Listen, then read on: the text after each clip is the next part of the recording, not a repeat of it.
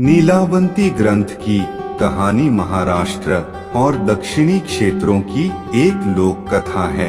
ये एक ऐसी किताब थी जिसके बारे में ये मान्यता है कि इसे खुद एक यक्षिणी ने लिखा था, लेकिन किसी कारणवश उस किताब को यक्षिणी ने ये श्राप दिया कि जो भी इस किताब को बुरी नियत से पढ़ेगा वो मर जाएगा, और जिसने भी इसे अधूरा पढ़कर छोड़ा वो अपना मानसिक संतुलन खो बैठेगा।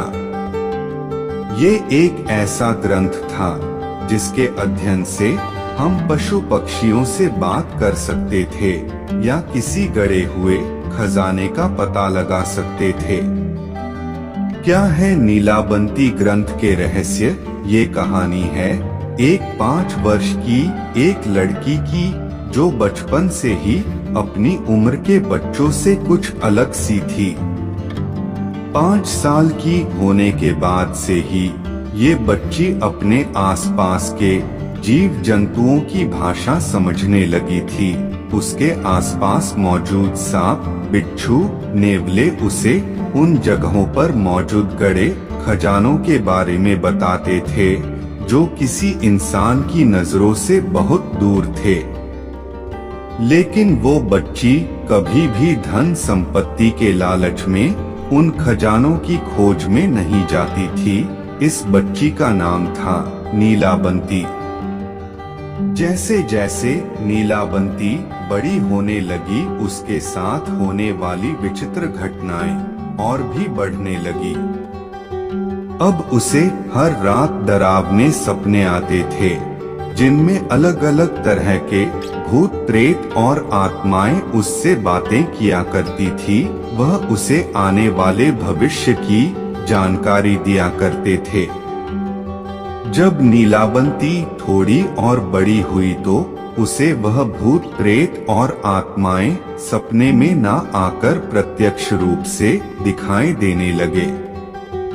नीलावंती दिन पर भूत, प्रेत और आत्माओं से घिरी रहती थी जो हर समय उसके कानों में कुछ न कुछ फुसफुसाते रहते थे।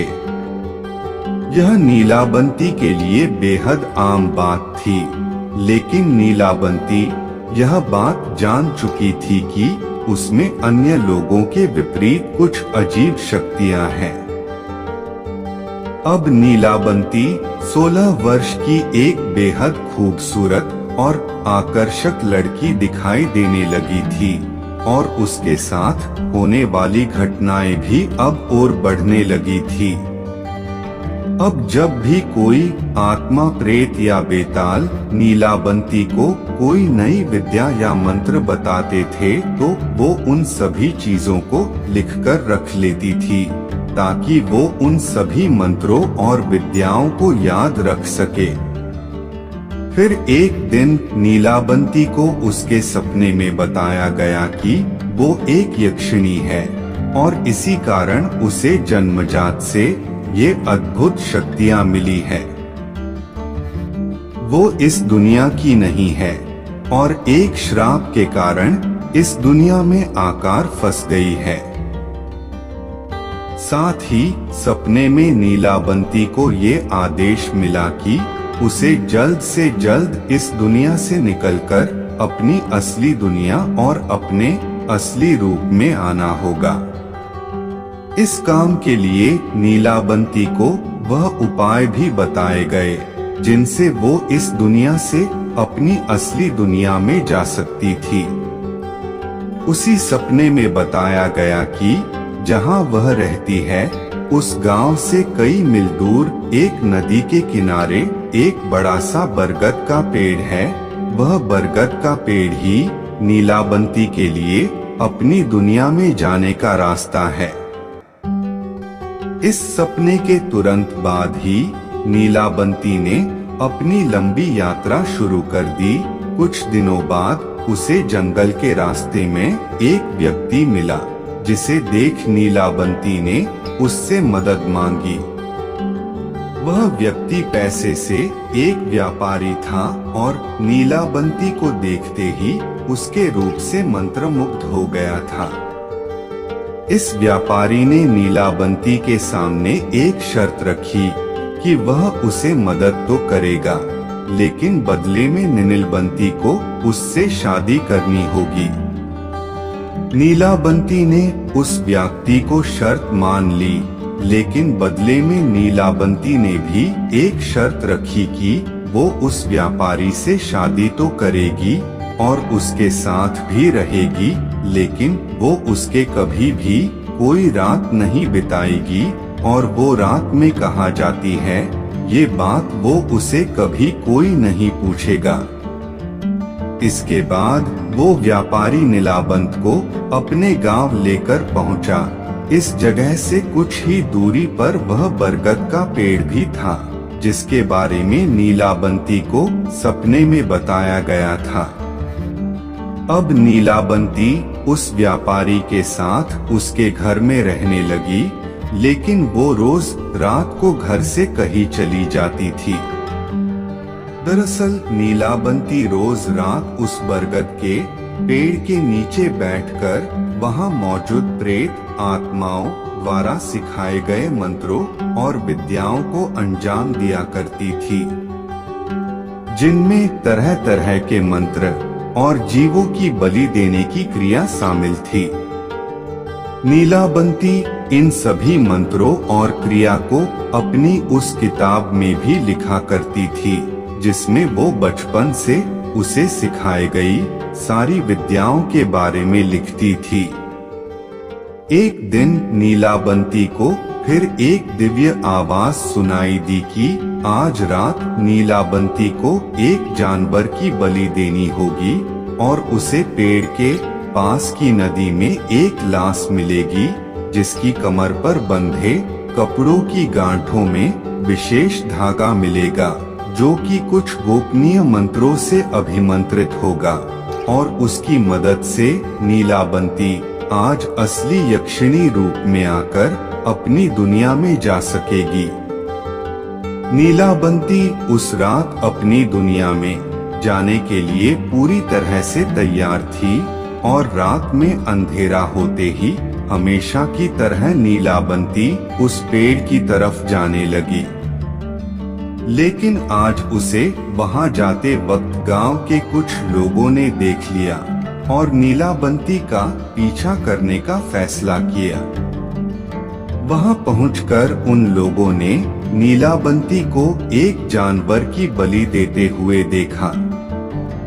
ये देख गांव वाले बेहद क्रोध से भर गए। उन्हें लगा को नीलाबंती कोई डायन या चुड़ैल है। सभी ने नीलाबंती को मार देने का फैसला किया, लेकिन उस पर हमला करने से पहले उसके पति को वहां बुलाया गया।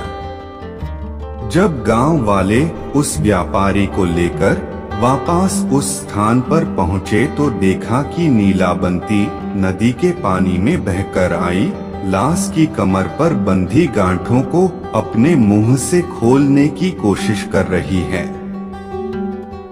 लेकिन दूर से देखने पर गांव वालों को लगा कि नीलाबंती उस लाश को खा रही है।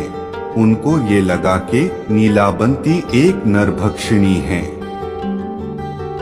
यह देख गांव के लोगों ने नीलाबंती पर हमला कर दिया, लेकिन तभी उन्होंने जो देखा वो देखकर वहां मौजूद हर किसी की आंखें फटी की फटी रह गई, क्योंकि नीलाबंती तक पहुंचने से पहले उसका पति नीलाबंती के सामने जाकर खड़ा हो गया और अब वो एक विशालकाय पिशाच में बदल चुका था।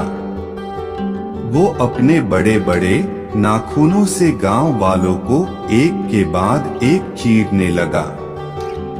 गांव वाले ये देख हैरान थे कि जिस व्यापारी को वे बरसों से इंसान समझ रहे थे, वो वास्तव में नीलाबंती से भी भयानक पिशाच था।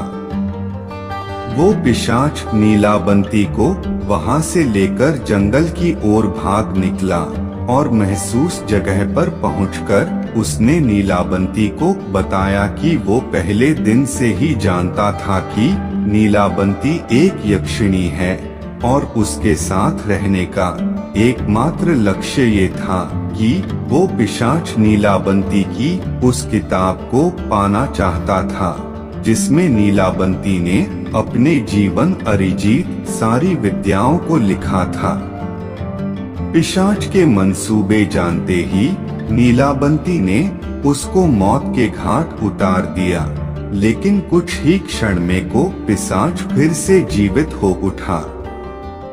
नीलाबंती समझ गई थी कि इस पिशाच को हराना उसके बस से बाहर है। तब उसने अपनी उस किताब को श्राप दिया कि जो कोई भी इस किताब को बुरी नजर से पढ़ेगा तो उसकी मृत्यु तय है, और यदि कोई इसे अधूरा अध्ययन करके किसी को नुकसान पहुंचाने को कोशिश करेगा तो वह पागल हो जाएगा। इस श्राप के बाद नीलाबंती अपनी उस किताब के साथ वहां से गायब हो गई, लेकिन एक बात तो तय थी कि इसके बाद नीलाबंती फिर कभी अपनी दुनिया में वापस नहीं जा सकती थी, क्योंकि इसके पास जाने का वो केवल एक ही मौका था जिसके लिए उसने एक लंबे समय से प्रतीक्षा की थी।